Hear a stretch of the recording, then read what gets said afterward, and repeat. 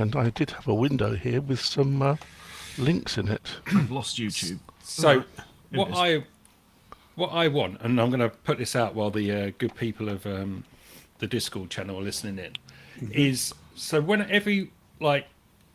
I had a setup last week where I had the 4 windows exactly as I want them on my 2 different screens. Is there an app where you can say, a Mac app that is, save this window layout so that I can come back a week later and it tiles them all in the right place? Can't you do that with desktops or whatever it's called? Virtual desktops, yeah, but that means you've got to save the desktop in place, and then if you turn the machine on and off, nothing saves. Oh, okay, in that case, there's probably something here. Let me have a look here. Library. Lee, could you just turn John a little bit down? Yeah. So, sorry, I'll turn myself down again. Did that not work? Okay. You concentrate on other things. No, I've turned myself down again. Okay. So where were we here? That sounds better. Productivity. I've been toning John down for many years, Michael. You got no idea. The things that could have been published. Yeah. I was just wondering if there was something in Parallels utilities, desktop utilities, Yeah, Window Manager. Yeah, Window Manager allows you to manage Windows layout by dragging them, choosing the position you want. But can I save it? That's the thing. I want to save that layout and go back to that layout. I've got apps that move it around. I think you might. It needs you to turn accessibility mode on, so obviously because it needs to be able to grab the window handle. Oh, hang on. David Artist has found something. Whilst we'll have 2 parallel conversations. No, Mike, those are old awards that people have not collected. I emptied out my garage at the weekend. And I found a load of old awards. Oh, your one for me. friendly ones. Oh, well done, David. That looks brilliant. Thank you. Is that for Mac? Yeah. Ooh. Oh yeah, that looks good. Yeah, Oh, we'll try that out later. That'll be in my next column. Oh, just come in and steal out there, Thunder. Yeah, and? Right, here's the deal then. We all write about Screenbox next month. Every single one of us. Splash on the front. Back in the day before Tim, that kind of back in the day, those of us on RWC used to have a monthly bet along the lines of who could get which words into their columns. Oh. And it was some of the words were really quite funny. I did it with Normcore with you all, and you've forgotten that bet was on. That was a few years ago. We've got very short memories, Lee. I understand. I live for the moment. You are. Absolute Mr. Exciting. Ninja Nurse is saying he can't see or hear anything on Riverside. Yeah, We should be watching him Riverside, should he? Get on YouTube, man.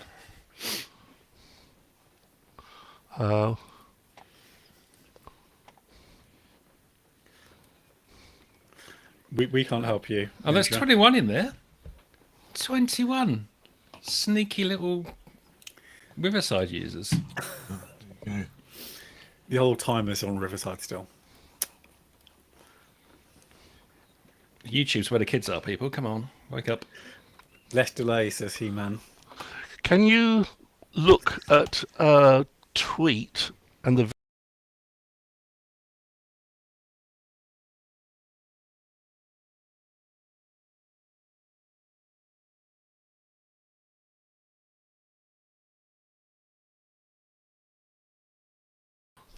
we can just blame him. Yeah, but he does karate. Do you want to really blame him?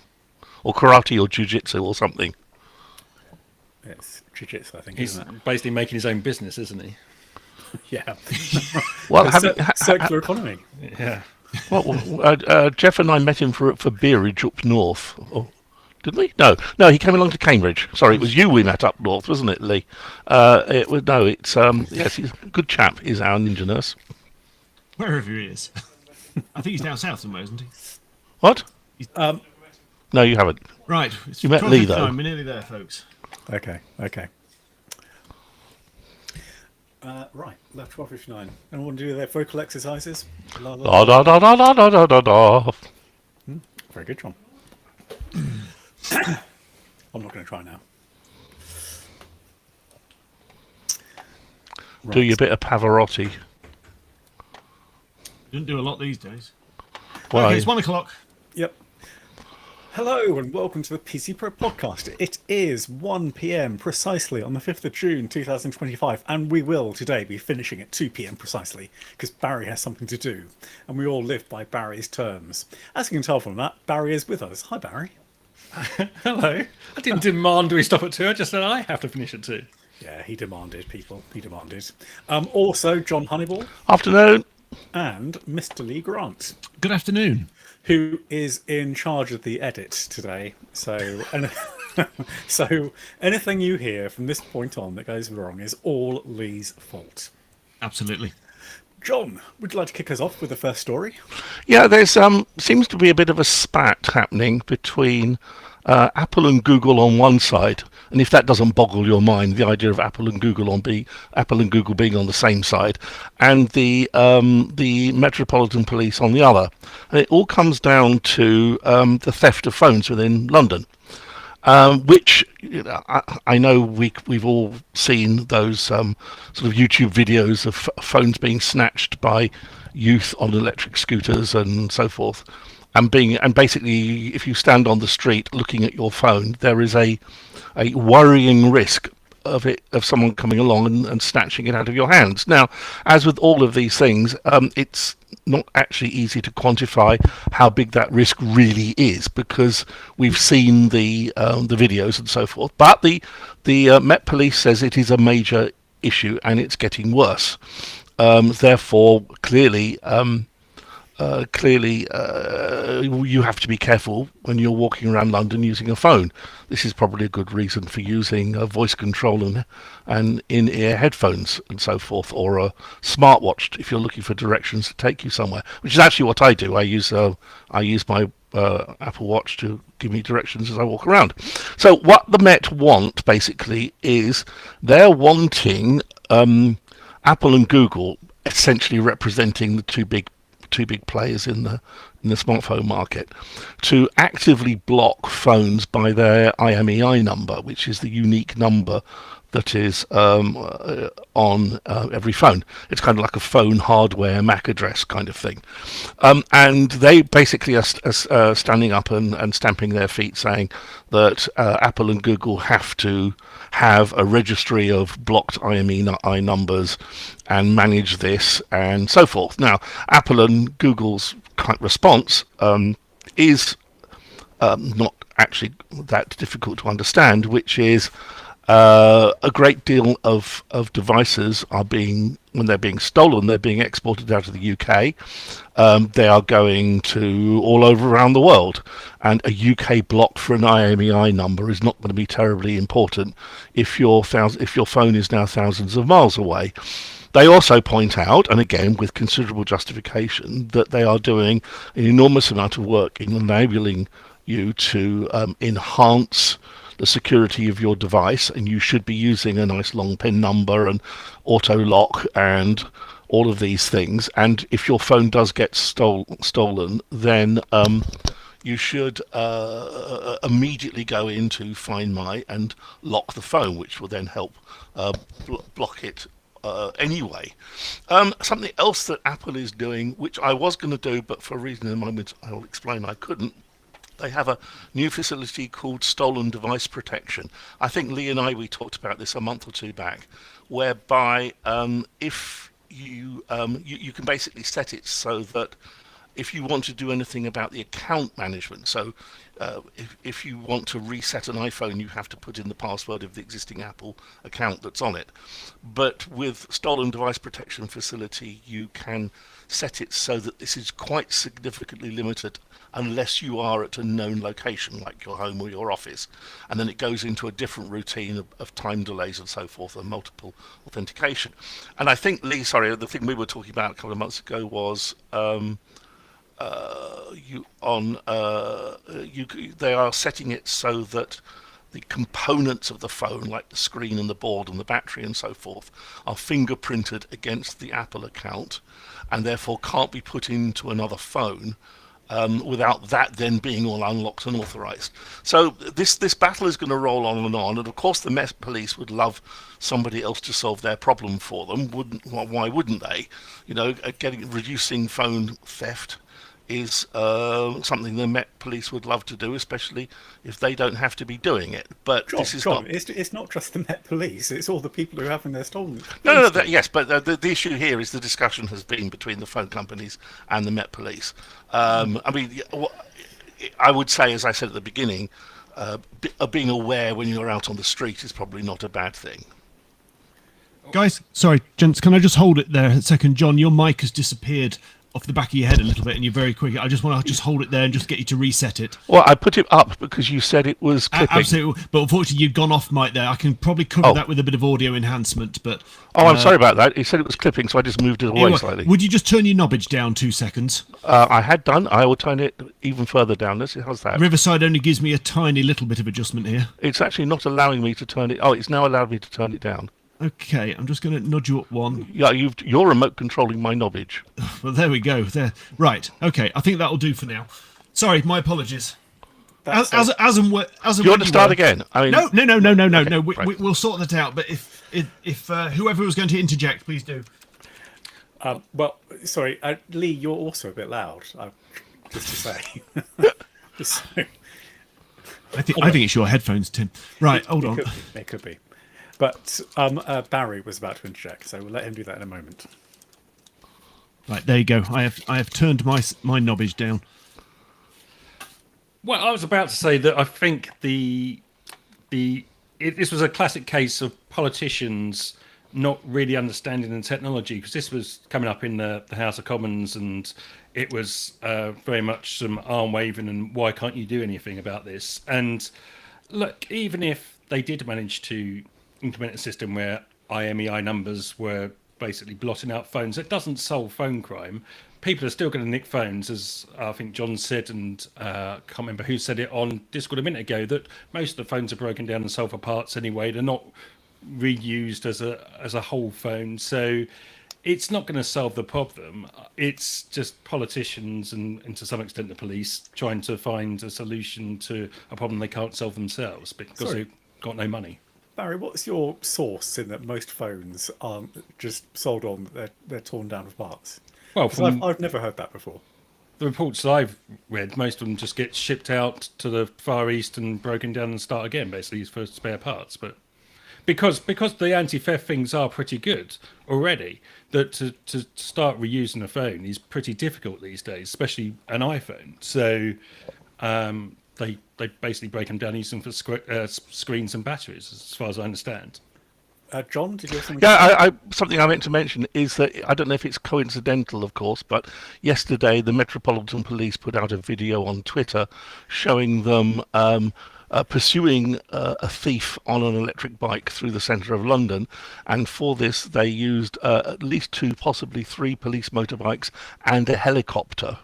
Now, the thought that they're going to be doing this for every phone theft, I think, is a little bit laughable, really. So why not admit that there's a real problem and that they're not actually really using helicopters and so forth to track down your stolen Samsung? And I think that was the line that struck me in the report. The Met's chief technology officer said this doesn't need to involve the police, and I think we're now getting a bit nearer to the issue, because mobile phone theft, because of the magnitude of it and also the lack of resources that the police have, it's like one of those crimes that doesn't get properly investigated. Like shoplifting or bike theft or telephone scams or framing sub postmasters. It's one of those things. So I have family in the force, and I know some of the ridiculous things that they have to do because of lack of funding. So it does sound like there's this book passing here, and you talk about the spares thing, and we've talked, as John mentioned earlier, about parts pairing for Apple devices and how it hampers repair, but in theft scenarios it really does help. So in the one aspect, you're asking someone like Apple to turn off parts pairing so I can change a battery, but the other one, you want it on so if the phone gets nicked. They really are between a rock and a hard place. But I don't see, given the volume of phone theft, really how much more they can do, because the other side of this is there's a load of phones out there that don't get broken down for spare parts, that end up in police lockers and police warehouses, which then, because of the protections that are put in, are then never sort of reaccessed and reactivated again, and they end up as e-waste. So there is an environmental sort of tweak on all this story, that if you do lock everything down forever, that's not the end of the story and shouldn't be the end of the story. So but obviously that's not quite what this article is about. But this whole story has slightly confused me. I can't understand if it's a PR exercise gone badly wrong. The other point they made was about if they do start cancelling out phones based on IMEI numbers, it leaves them open to fraud and people using that as an attack vector as well. So you could effectively get blackmailed out of your own phone by people saying, pay me £100 or we're going to get your phone locked.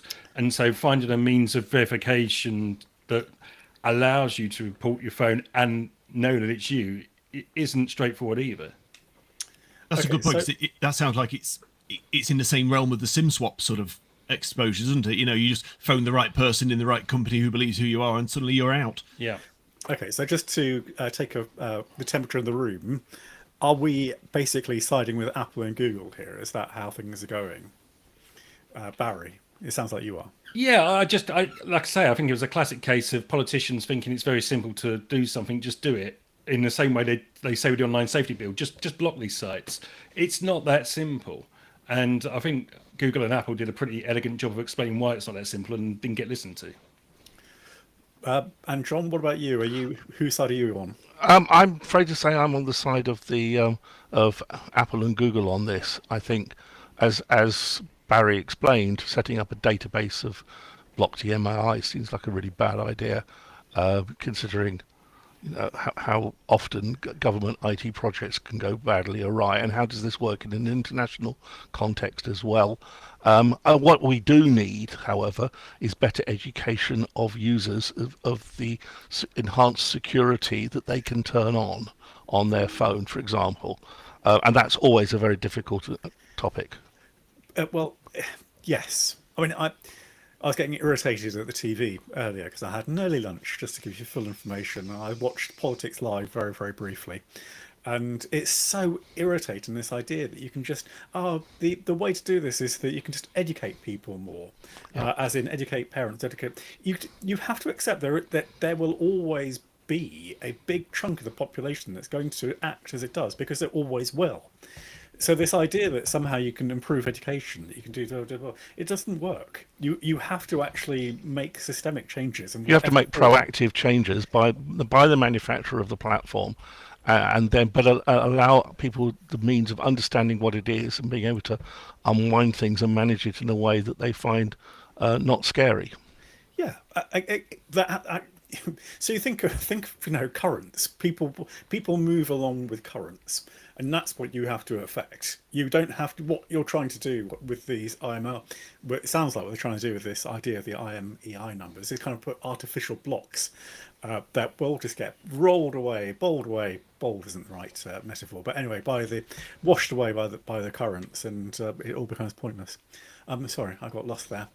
Lee, do you want to add anything to this before we move on? No, the only thing I would say is, because of the vast numbers of things that are, the cases of phones going, a customer who is a police officer just said one of the biggest problems, going back to what John was alluding to, is literally people walking down the street just staring at their phones, and basically anyone of that mind on a bike, moped, scooter is just going to whip up behind you and get it out your hand. If you don't want your phone nicking, don't leave it out on display. It's very basic. But I'm reminded of the words of an academic when I was doing a story for PC Pro about scams and telephone scams, and he said that you can't really treat these sorts of problems with legal frameworks and technical frameworks.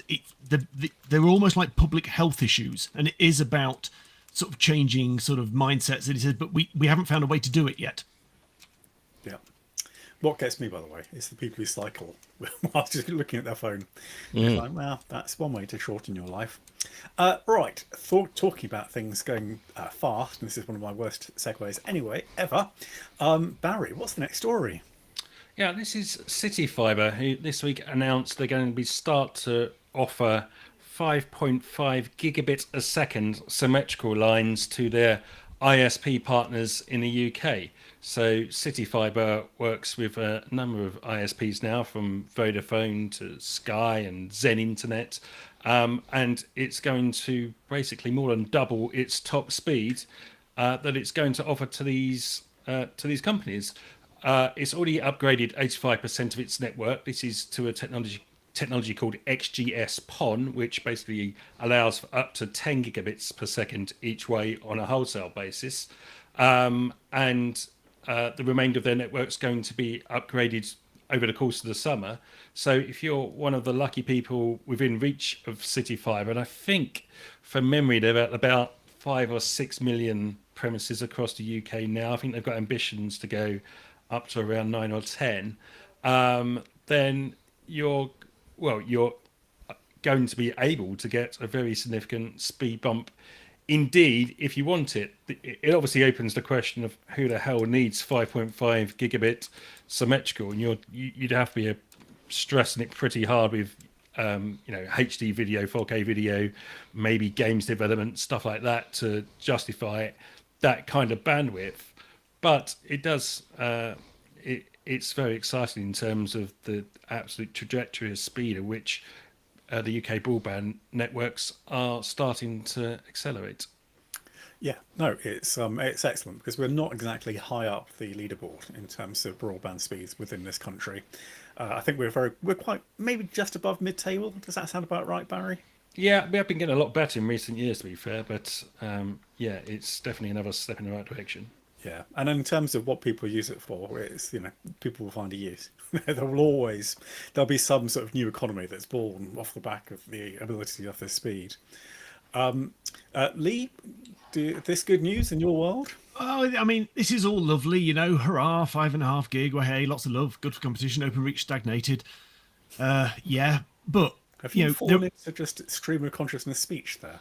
Something like that. You've gone freestyling. Absolutely. It's part of my new forthcoming rap album. There are still, sort of massive parts of the UK where high-speed coverage absolutely sucks. And as Barry said, it's much better than it was 5 years ago, but 15 megabits a second is still not uncommon in the area where I am. And I could already hear Discord firing up in some sort of internet version of the Four Yorkshiremen sketch. My day internet was monochrome or something like that. But, in a busy sort of family online household, 15 megabits doesn't get you very far these days. And what I found is, as much as you get these great sort of headline figures, it's still quite difficult for some people, on really bad connections to get some sort of upgrade. For example, at our shop, I'm basically stuck with Virgin Media because it's my only high-speed option. Despite CityFibre ploughing up our village 3 years ago, it's still not available. So seemingly there isn't an ISP who's prepared to take it on. So the great numbers game continues. So they can shove 5.5 gig down my street. They still won't let me have it. I'm not saying that is true of everyone. So, announcements like these are great, but I don't get too excited because, it's good on a technical perspective, I suppose, but often the frustration for the householders, is still there, when their connection's up and down like a fiddler's elbow.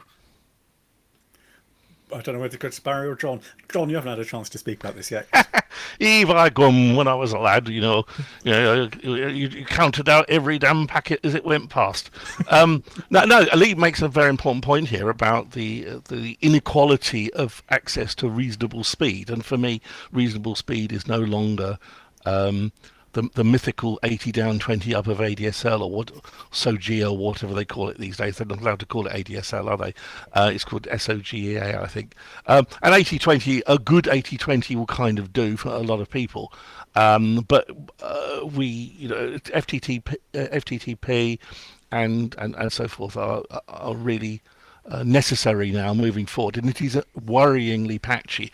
There is, of course, a solution if you can, pinch your nose, which is Starlink, which gives me at my house, I don't know, when I last checked, it about 300 or so down and about 150 up, something in that kind of region, and with a very respectably low ping time, given that it's going up to a satellite and back, because obviously it's not going all the way to a geostationary satellite, the 27,000 miles or kilometers, whichever it was. So if you really have a problem with connectivity, then Starlink makes an excellent solution. if only for a few years until something comes along. And it also makes an excellent backup. If you, I was talking to a business customer a few weeks ago, and they're going to put that in as a backup alongside their symmetrical gig fiber. So it is possible to do that. It's a bit laughable that we're, in a sense, saying to people, well, why not send your IP traffic via outer space? Because that's easier, more cost effective, and so forth, than actually having all of this infrastructure working properly that's been in place for years and should have been in place for years, and which, frankly, we've been paying through the nose for years. So it's all really rather annoying, and I'll stop now before I get grumpy. Barry, I feel you're on the cusp of interrupting many times just then. Well, no, I mean, I think at the last set of Ofcom figures, 85% of the UK had access to a connection of 100 megabits or more. That's from memory. I'll have to check those figures. So that's pretty big progress we've made in the last 5 years. And I think what the good thing about what City Fiber's doing is it is absolutely smacked OpenReach on the nose. And there was a really good interview. Zen Internet CEO does a podcast series where he interviews lots of people from the industry, and he had the chief executive of the BT Group in last week, and she was saying, you know, in as plain words as you get from chief executive, that these companies have really forced it to up its game, that they're having to roll out their network a lot quicker than perhaps they might have done previously. That they're, you know, if you look at OpenReach's fastest connection now, it's 1.8 down and 0.12 up. Now, you know, the City Fiber, if it hits the speeds it's promising, that's 45 times faster on the uplink than what you can get from OpenReach. Direct comparison, you can get leased lines and stuff from OpenReach where it's symmetrical gigabit, but they're expensive. So it's really pushing the big monopolist operator to go much faster and further than it probably would have done otherwise, and that's really good.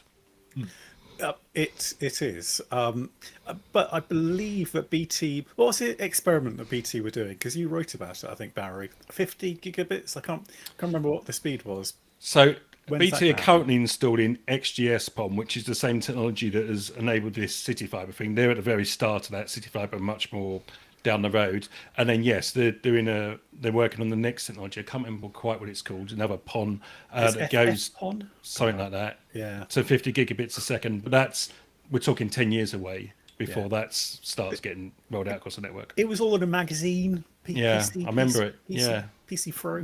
something like that. I'm not quite sure. Just to give my boring historical perspective on this, because it's we should just bear in mind we're moaning about these speeds. It wasn't so long ago that you couldn't actually make a long distance call because obviously not in our lifetimes, but within the space of a century, we have gone from having the inability to make long distance calls. You can only do short distance calls because the signal attenuated, and now we're able to do this across the world, and it's rather good. Yes, John. I remember my father. I must have been about 8 or 9, so we're talking about the end of the 60s, beginning of the 70s, something like that. My dad needed to speak to a business client in New York, and he actually had to book the call with the international telephone operator. So I'm afraid to say it's within my lifetime. Yeah. So, anyway, things have improved, let it be said. All right, let us move on to an area that Microsoft is hoping to improve, please, Lee. Yeah, Microsoft has announced something very interesting and sensible, which is nice for a change. It's going to end USB-C port confusion. No, it's not. It's trying. Give me a chance. Give me a chance, man. It's the way you tell it, Lee.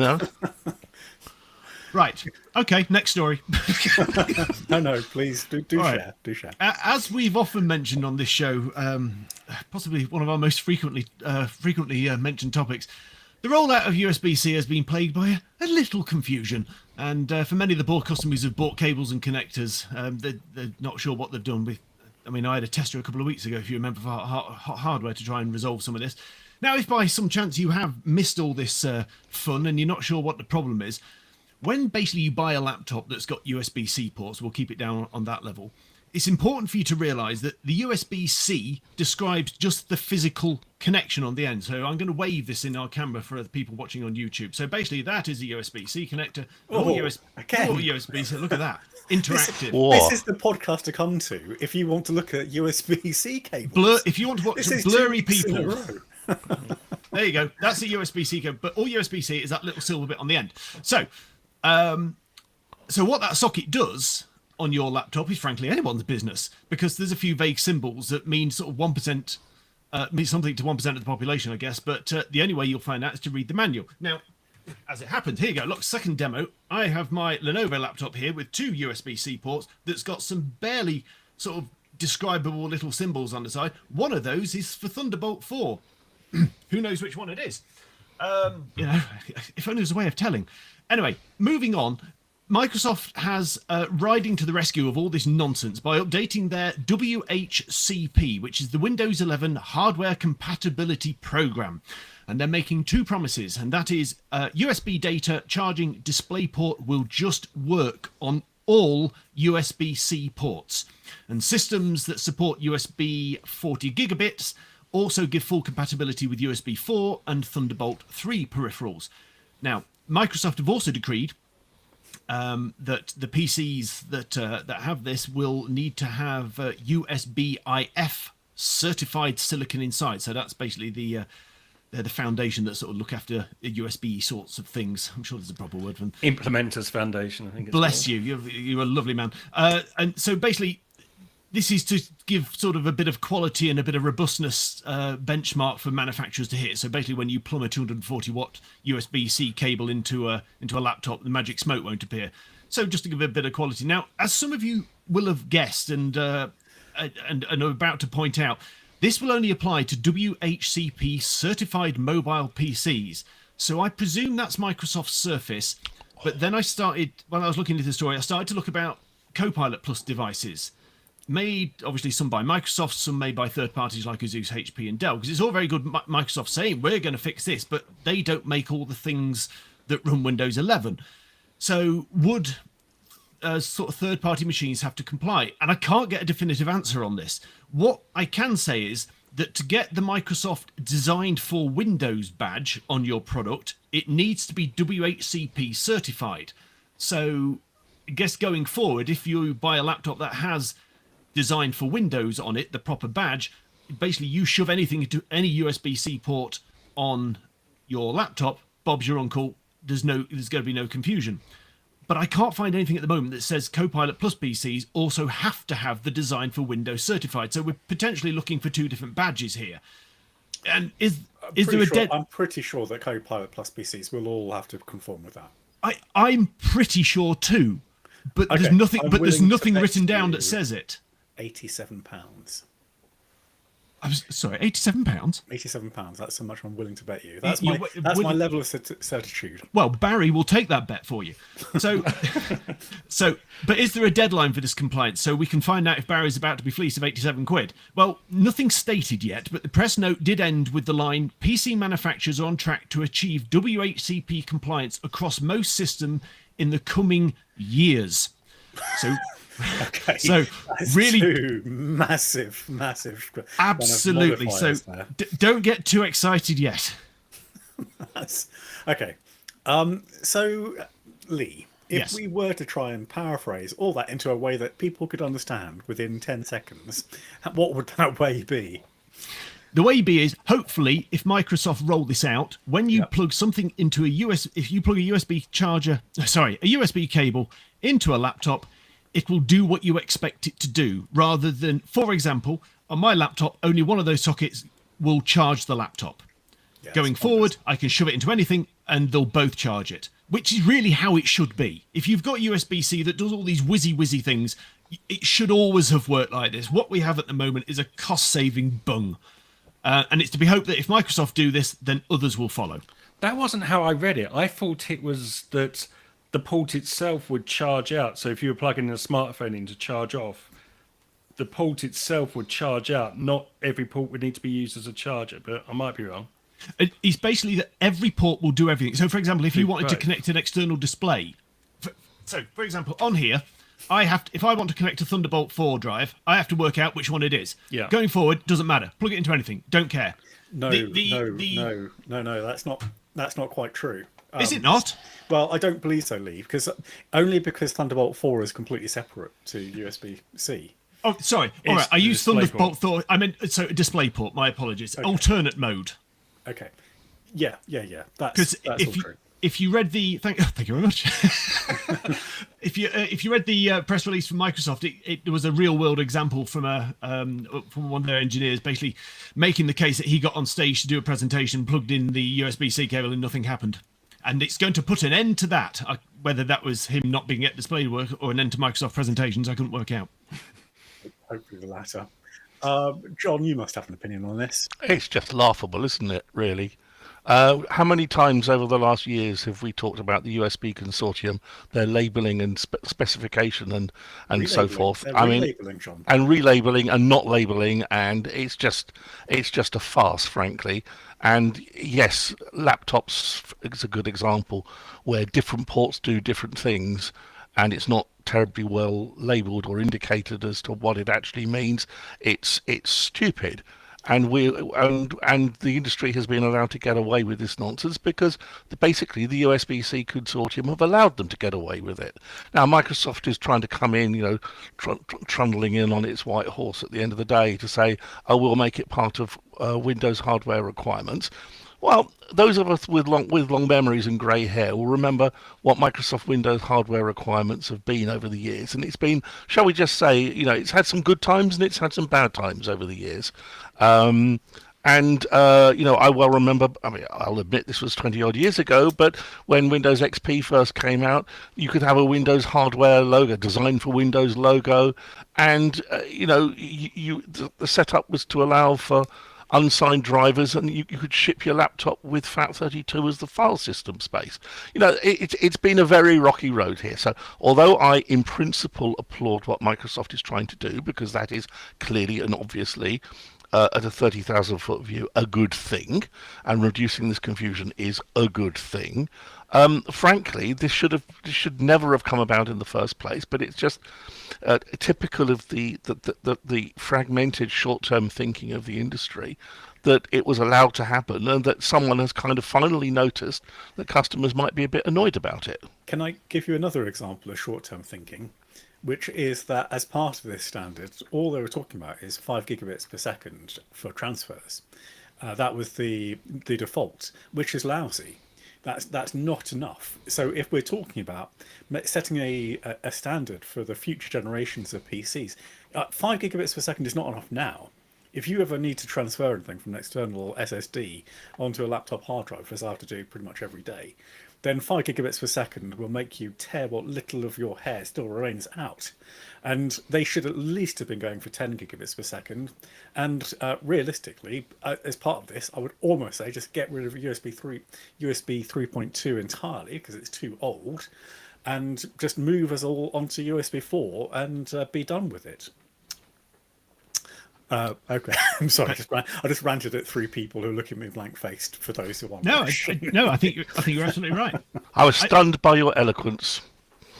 Were you? I genuinely think where this will play into people's hands is with charging, particularly with USB-C becoming the de facto standard for laptop charging in the next few years in the EU. So I think there is sort of a good side to it, but I agree it is not perfect. As John's alluded to, it's never been perfect. And you're quite rightly charging, but it's also the universal output to a monitor. Why the hell should I have to be able to check whether it's got the alt support for display ports? But why? I don't need to look into a manual for that. Just let me plug a damn... I rarely swear, on this podcast at least. Why not plug a damn... whatever cable I want into there, and just for it to work? We shouldn't even be having this discussion, guys. It's really hard when you're trying to flog laptops and you're trying to tell people what they will do, and you're looking at this USB-C port and say, I haven't got a clue what this one does. Yeah. So and I basically... poor. Yeah, sorry. I have this list of notes for each machine I try and sell. Well, the thing is, though, Lee, you're absolutely right. I mean, because a lot of people will get those laptops home. They'll look at the ports, and let's not even go down the terrible design of the USB-A port. But anyway, they'll look at the ports, and they won't have a clue what does what. And no one puts any labels there because, of course, you're making these laptops for international audiences, and we don't yet have a clear kind of set of symbols to mean all the different things, or at least. But anyway, sorry, I'll move on. Go on, Lee. Do you want to? I was just to say, word? no, there are symbols for laptops, but they're just not always universally applied. Yeah, and like a Thunderbolt port, like the lightning flash. It's a lightning thing, and the power one looks like a European charging cable. But then again, when it's been badly silk screened onto the side of the machine, and it's been in and out of a case for 6 months, they've gone. And if you remember, I hot hardwared Apple's Thunderbolt 5 cable when it came out a few months ago, and we noticed that it didn't even have a 5 on it, so you didn't know it was the really expensive cable. I think, Barry, you asked that very perceptive question at the time, and I had to admit it just has a Thunderbolt lightning symbol on it, but and nothing else.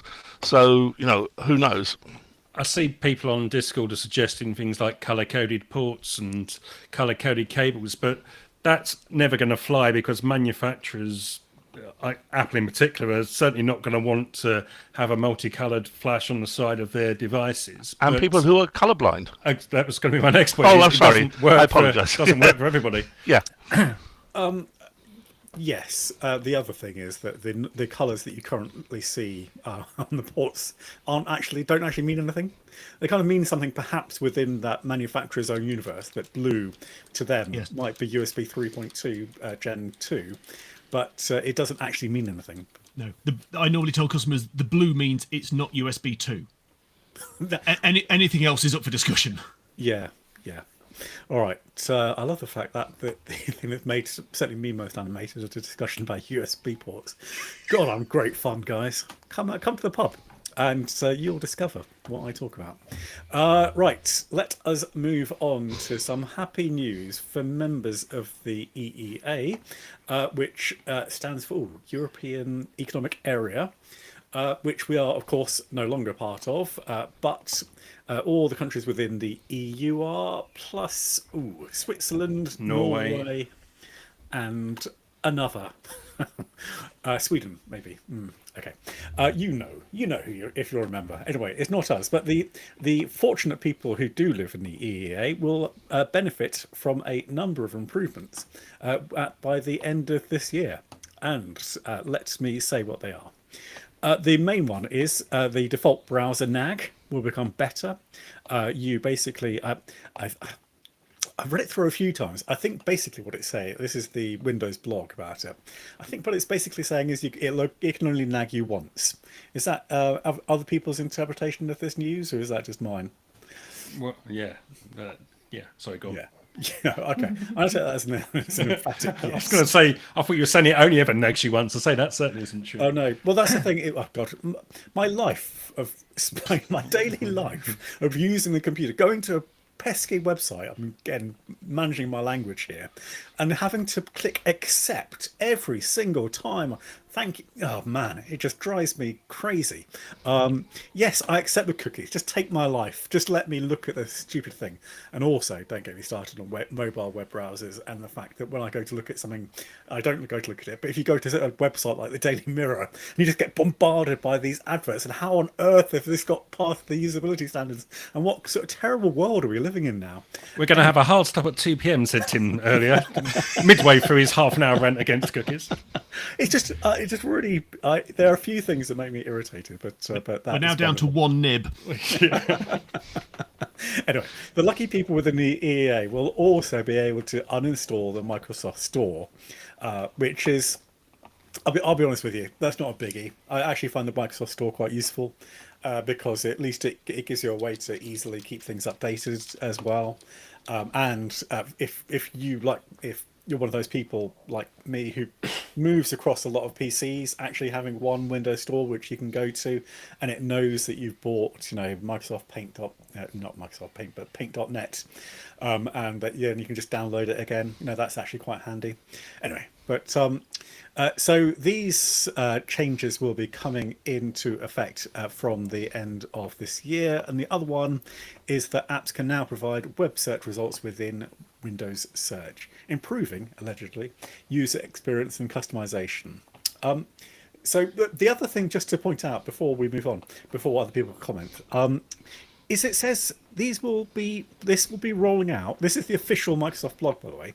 These will be finished rolling out to retail builds on Windows 10 and Windows 11 in early June.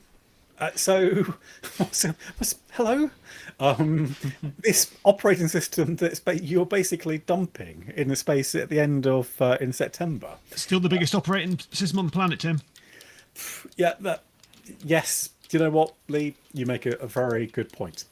All right. So, are we jealous of our EU brethren, John? Well, I think anything that gives you more control of your computer is a good thing. Removing the Windows Store, I fear that for an awful lot of people, they probably wouldn't notice whether it was there or not, to be honest. And it hasn't really, certainly hasn't dominated the Windows app marketplace in ways that I think Microsoft hoped it would, and certainly has happened in mobile. So, yes, it's you could almost argue it's a regulatory tick box, but there's nothing wrong with that per se. Barry? Yeah, I'm sort of surprised Microsoft didn't just wave the white flag and apply this across the board, because it just drags up publicity now. You've seen all the big sites have covered it and saying, well, why haven't we got this as well? And Apple does exactly the same, to be fair. It only makes these concessions in the areas where it's absolutely forced to. But you'd think, just for the PR purposes of it, they would back down and just stop being so silly. But it must work for them, otherwise they would just submit and do it. Yep. Lee, any thoughts? Oh, yeah. Thinking about my customers, and 99% of them absolutely don't give a hoot which browser they use. And many actually couldn't tell you the difference between Chrome, Edge and Firefox because it's utterly unimportant. Because whatever they use works. So I'm really uncertain if the ability to sort of remove Edge is going to have the desired effect. But the one that's interesting is where they're turning off the automatic sign-in to Bing and Edge. Because one of the benefits, for example, of moving to a new Windows PC is using the Microsoft account, because it logs you into Edge and it syncs the bookmarks and the passwords and blah, blah, blah, blah. But what the ruling doesn't cover, even in the previous wordings, is that Microsoft doing anything they can, rather, to prevent local account use for users that don't want to sign into anything automatically.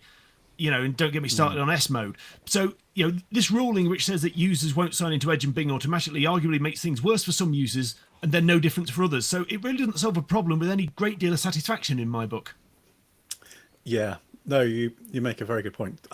Didn't you publish a bypass for getting around the local access? Yes, UUBE/bypass NRO, but they have turned that off now because I have to use it so much. Yes, because of people, but you can't use it in S mode. So this will be interesting. So you can uninstall this store on S mode. Does that work? So where do you install your apps from then? Yeah. That'll be interesting to see. The whole thing's just cobblers. All right, so that's the verdict. Let's move on, despite Barry's pessimism, onto Nibs in good time. So we're going to start off with you, John. Yeah, there's something I saw on Twitter X this morning. It was about 7 or something this morning, 7 o'clock this morning. It was posted. I haven't had time to verify this myself. This is why it's a nib. But this chap called Riley Ralmuto has posted a very interesting claim, which is that ChatGPT appears to be embedding what he calls invisible watermarks in its messages. What is actually happening here is, according to him, and certainly according to the app that he's written to look at this and the sort of video capture he's done of this, is that ChatGPT seems to be embedding Unicode characters hidden within the textual content. And so, of course, if you copy and paste this out, you probably won't see this Unicode stuff, and you certainly don't see it by default. And so the question now, of course, is, are they actually putting watermarking into their output? And if so, for what purposes? Is this to look for plagiarism, or is this to try and disrupt other LLM engines from being trained on the output of ChatGPT? I.e., are they trying to poison the output for other engines learning? I don't know, but it was an interesting thing I spotted this morning over a coffee. They could also be trying to stop it poisoning itself by just regurgitating. So they're trying to make sure their own LLMs don't retrain on it. Yeah, good point. All right, Lee, nib number 2, please. Yeah. Today sees the launch of the Nintendo Switch 2. And Which, incidentally, by the way, is why Darian isn't here, I'm pretty sure.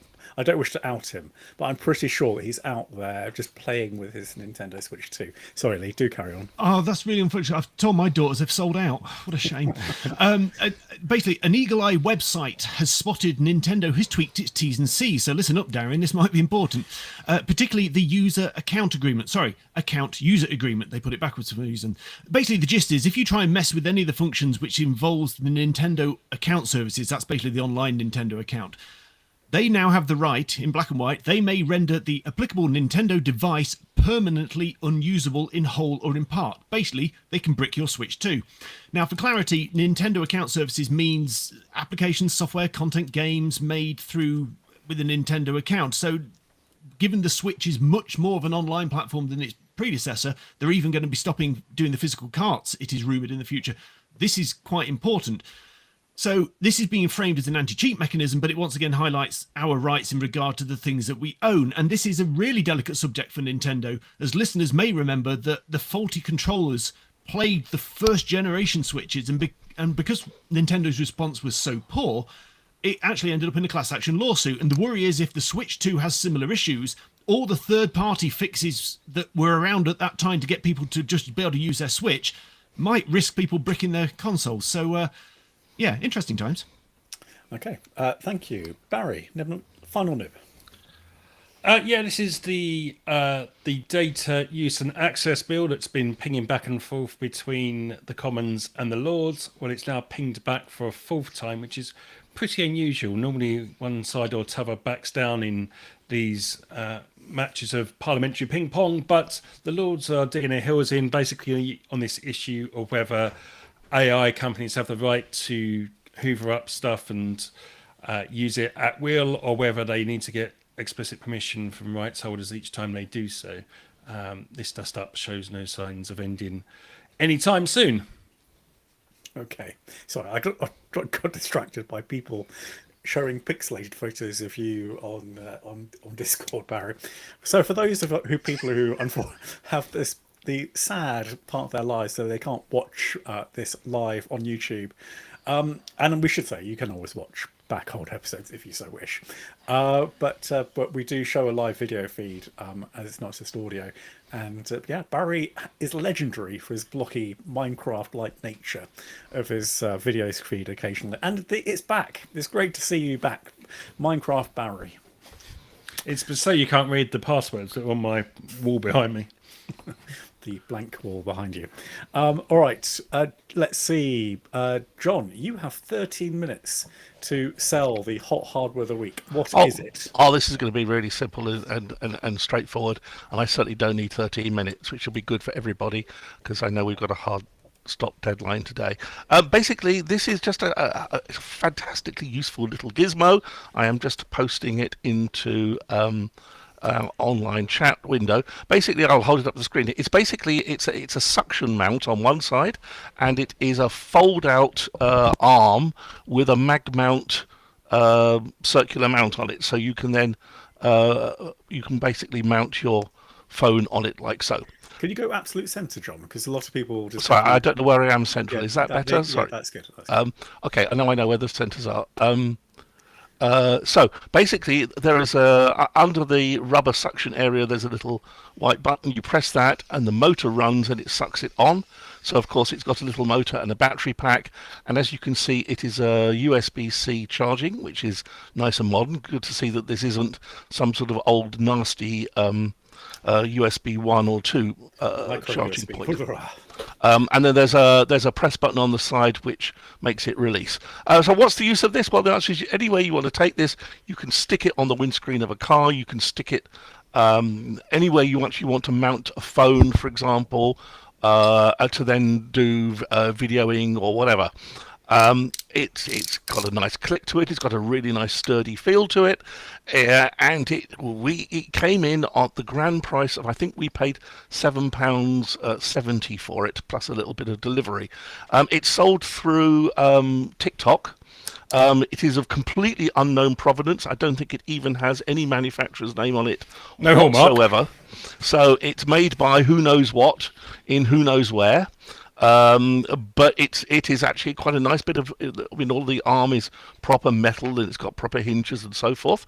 And we've been using it, or more accurately, Andre, my husband's been using it for recording food TikTok-y recipe type things in our kitchen, because you can just put it onto the front of a kitchen cabinet. It sucks on there, and you can then mount your phone on it. And the suckage lasts for a long time. It has so far completely failed to fall off with expensive phone into a bowl of soup or whatever. So it's been trustworthy and reliable. And it's a great little piece of kit, and it's small enough that you can take it with you. And if you're on holiday and you want to mount the phone somewhere, or again, I just of course realised there's no reason why you can't use this on the windscreen of your car as a car mount, which of course you can very easily take out with you. Great for a rental car, for example. So there's 101 uses for this, because it's a MagSafe mounting. It's very strong. It will quite happily hold the phone. It's slightly sort of anti-vibration on its base, but as you can see, I'm waving this around here and my phone hasn't fallen off. So it's a cracking piece of kit, and of course there are some vendors out there that will quite happily want to charge you 40-50 quid for it, but this was, as I said, £7.70. I think on TikTok it's currently £10.70 for the same item. There are a variety of clones of this you can buy at various price points and so forth, but this one is doing the business for me. There's so little to it, I haven't got really much else to say other than I think it's good. Would I use it on my motorbike, says Retro Al? No, because that's not going to work. And I like Col Tregascus with his suck meter there, which is quite scary, really. So there we go. Any questions? No, I do think, though, that your appearance fees on the home channel are just going to rocket after that. Okay, is there such a thing as a home channel? Barry, are you excited? Well, John's done a lovely job of presenting it. I have used plenty of those suction cup things in cars in the past, and they work brilliantly for about the first 6 weeks, 2 months, and then maybe after being left in the sun a couple of times in the car, they start to crack up and they lose their suction, and then you're suddenly driving down the M23 and you've got a phone in your lap or smashed on the floor. So I'd love to come back to this in a couple of months' time and see if John's still so enamoured with it. You make a very good point, and of course I haven't exposed it to ultraviolet on a car. What I would say, of course, is unlike your conventional car sucker mount, this one is designed for you to press the button and take it off. So it is designed for you to take it off and pop it in a door pocket or something like that. So maybe it wouldn't get quite the level of standing exposure that you would get on a more conventional type of mount. Lee? I mean, it's really not too much to say, is it? I was just looking at their promotional material and trying to work out whether it's bad translation or it's AI. I particularly liked the can absorb car platform, which I thought it's going to eat the Range Rover as you go. But yeah, I agree with Barry that there's, it may not last long, and they make notes that basically just make sure you clean, because it is a vacuum suck, clean whatever you're sticking it onto. But fundamentally, there's a lot to love. And under, when we bought it at £7 something or whatever, if I get a year's useful life out of it, I know this does not work for Lee and e-waste, and I fully respect that. But nevertheless, at £7, I'll buy one a year rather than something at 50 that's claiming to last longer, but then maybe in practice really doesn't. Because this does feel built like a tank. It really does feel very strong indeed. Yes, the question is whether if something does go wrong, so the suction starts to disappear, there's going to be no way for you Well, there's to no ever get manufacturer's that name on it, Tim. Exactly. So, I mean, and Exactly. do you want to go back to TikTok shop and try and make a claim? It ain't going to work, is it? That is obviously a downside here, but goodness me, it is cheap. All right, I think we may be at the point where we can cast a vote. Is it hot or does it suck? No, that's both. Lee, hot and sucky, or cold or not and nucky? I don't know. Just move on. Right. It's been a long year. I can tell. Yeah, hot. I don't like hot and sucky. I don't like. Please don't clip that. I don't like the fact that it is possibly disposable. However, the fact that it is made of metal means that if you do get it anywhere near recyclers, they should be able to do something with it. And I agree with John, the fact that you buy lots of these that are just cheap, nasty plastic, and they break as much as this. So at least with the fact that it's actually made of something that is recyclable, sort of assuages my conscience slightly. So yeah, I like it. I feel that I might be making a purchase here. It slightly unnerves me buying something from TikTok. That doesn't seem right at all. Have you ever bought from? Sorry, I'm looking at the time. Have you ever bought from Temu? Is it Temu? Is that terrible website where they sell everything for £3.34? No, unfortunately, my morals do not let me stoop that low, Tim. And believe me, it's not a high bar there. But no, I really couldn't do it. What shocks me is the amount of advertising they do in app stores. It's astonishing, isn't it? Anyway, Barry. I like I say, I feel fingers burned because I've gone through so many of those things in the past. But go on, I will have one more go around the block, and as long as John promises to come back in 3 months' time and tell us if it's still sticking to his windscreen. Are you going to buy one, Barry? No, because I've got no need for one these days. Okay. And John, it sounds like you are very hot indeed. Well, I mean, it's working for us. That's all I can say. I accept Barry's concerns and also Lee's points about e-wastage. They're both totally valid. But for the use that we've been putting it to, it's still not creaky. It's not scratched. It hasn't fallen apart. It recharges every time, and it stays stuck in the places where we have used it for mounting phones with no problems. And now I think it's robust, and I would trust it at the moment. Whether that's going to still apply in 18 months' time is a very valid question, and I can't answer that for the time being. I am somewhat concerned, as I'm sure Lee would be, about the complete lack of any manufacturing information on it. But that does seem to be some element of the modern way for these kinds of cheap imports that are coming in through places like TikTok Store. But I have to give it a hot because I think it really does solve the problem. It costs not much more than a couple of pints, well, actually less than a couple of pints of beer. So I have to say it's hot.